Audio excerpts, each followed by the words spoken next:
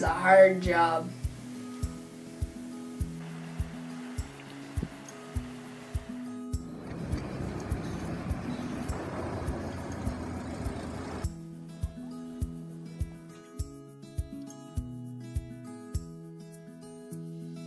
Well, we're just helping out the Goodriches do some extra chores for our Cabot leads job.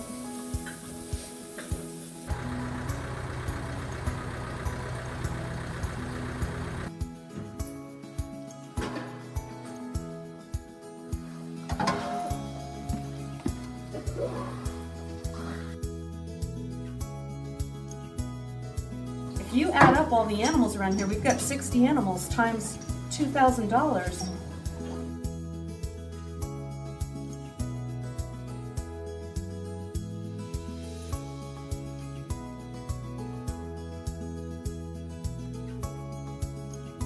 And recently we put in an IV to a cow that had just birthed and wasn't doing so good.